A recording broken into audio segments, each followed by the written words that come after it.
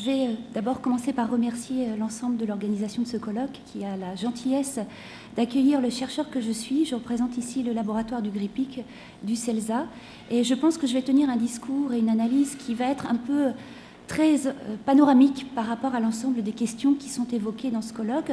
Mais quand même, je crois que ce panorama est utile parce qu'il permet de se dire, mais d'où viennent les tablettes ? Et est-ce qu'éventuellement dans d'autres secteurs, et le secteur des médias notamment, la presse, la radio, la télévision, est-ce que dans d'autres secteurs, les problématiques que nous rencontrons, eh bien, ces problématiques, elles sont les mêmes. Alors, ce que je vais vous présenter est une lecture critique des imaginaires de la lecture et de la presse et des médias sur les tablettes. Et je me suis permis d'aller chercher une figure de littérature qui m'a beaucoup plu et qui me semble tout à fait adaptable à ce qui se passe dans ces discours. Donc, ce que je vais vous présenter, c'est en quoi le discours des médias sur eux-mêmes, sur les tablettes, semble être pour moi une didascalie médiatique. Alors, didascalie, qu'est-ce que ça peut bien vouloir signifier ? Je pense que certains d'entre vous sont très à l'aise avec cette notion, mais je me permets quand même un court rappel pour pouvoir travailler ensemble. Vous avez dit didascalie. Alors, je me suis permis d'aller chercher un ouvrage de deux chercheuses, ouvrage qui s'appelle « La didascalie dans le théâtre du XXe siècle, regardez l'impossible ». Les deux chercheuses sont Florence Fix et Frédéric Toudoir sur la pierre. Elles expliquent, dans des citations que je vais vous donner, la chose suivante.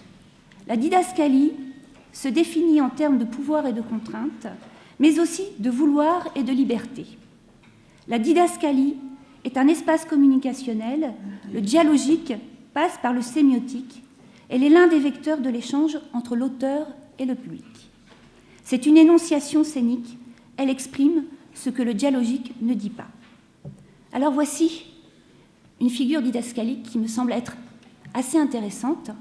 Alors bien sûr, ici on n'a pas une tablette, on a un téléphone, que je ne nommerai pas, que vous reconnaissez, qui a été un peu étiré par la maladresse que j'ai eue à utiliser PowerPoint, mais on voit bien ce que ça signifie. La didascalie, c'est ce discours qui nous dit comment utiliser l'objet et ce que va nous apporter l'objet.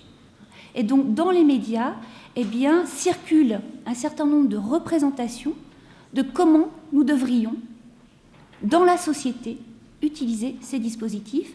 Et je vais essayer de voir quels effets sémantiques, quels effets sémiotiques ce discours peut produire. Alors pour travailler, comment j'ai fonctionné ?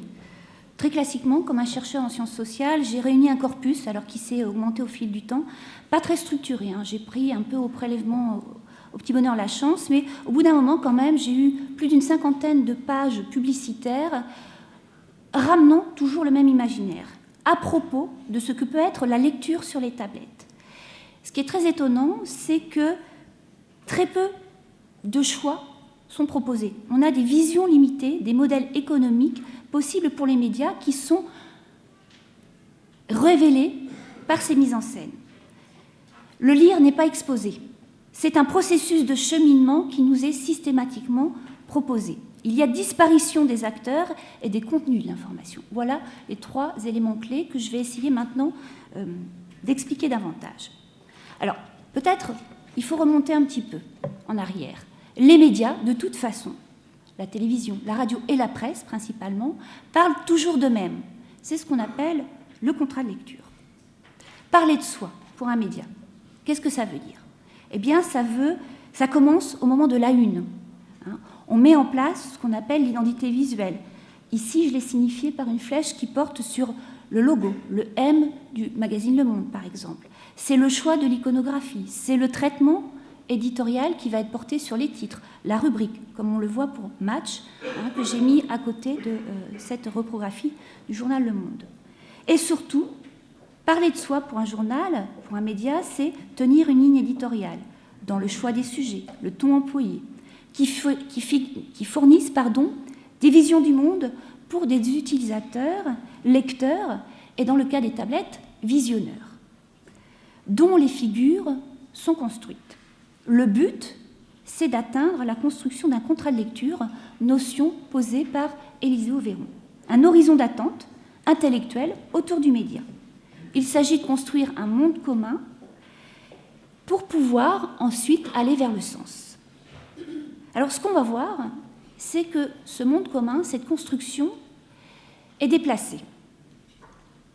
Dans ce discours sur eux-mêmes, la présence des dispositifs est très forte. C'est le deuxième temps de ma présentation. Le média, à propos des tablettes, tient encore un discours sur lui-même, mais en tant que système économique. Et donc, la représentation que vous voyez là sur votre gauche représente le discours publicitaire qui montre bien que les médias sont en train de se vivre comme une marque qui va se décliner sur différents supports et dont la lecture composera le contrat de lecture.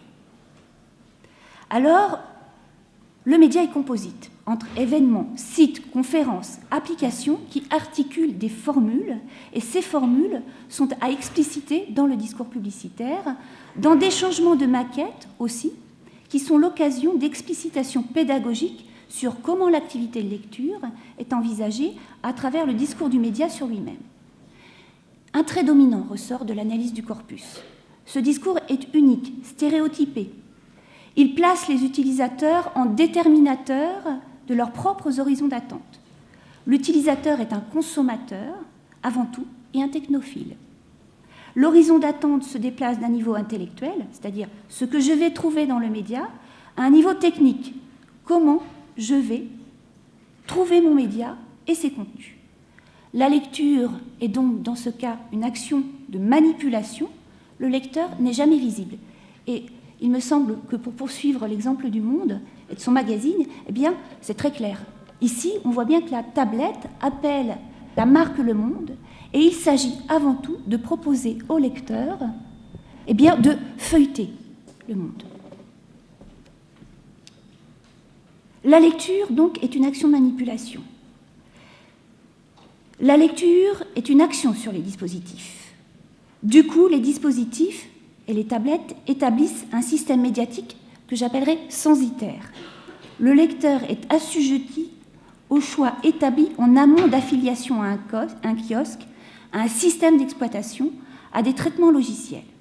Ce sens, C-E-N-S, est multistrate. L'appareil, son système d'exploitation, la méthodologie d'abonnement et de paiement, le type d'énonciation éditoriale retenu pour consulter tout ou partie du média, tout cela, ce sont des choix qui sont reportés sur le choix du lecteur en amont de la consultation. Alors ces dispositifs sont omniprésents. On retrouve Le Monde papier que je présentais tout à l'heure, ici à nouveau dans la tablette. Et dans le cas de Paris Match, eh bien, on voit que la tablette, en tant que contenant de l'ensemble du journal, est proposée ainsi qu'une rubrique. Il se transforme en rubrique. Du coup, qu'advient-il du lecteur et de la lecture? Le lire devient une activité, toujours pour après, fragmentaire. Et ce qui se passe dans ce discours, c'est qu'est évacuée la représentation de la fabrique du média. C'est le dernier temps de mon analyse.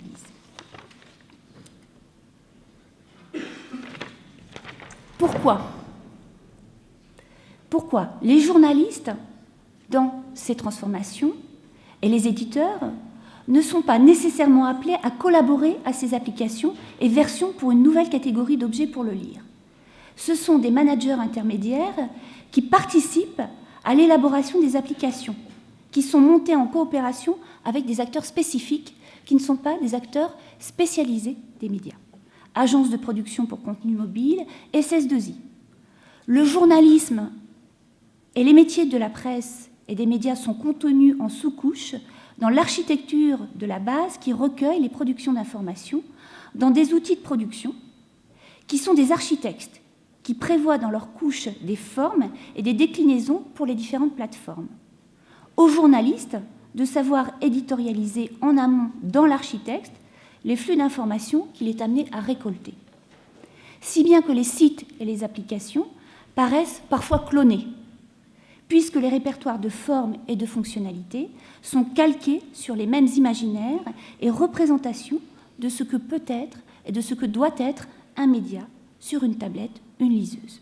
Alors là, j'ai choisi de vous présenter le discours publicitaire des Échos, qui est vraiment stéréotypique de ce processus de mise en système de la lecture dans différents espaces qui imposent et qui enjoignent le lecteur à choisir un dispositif et être un technophile.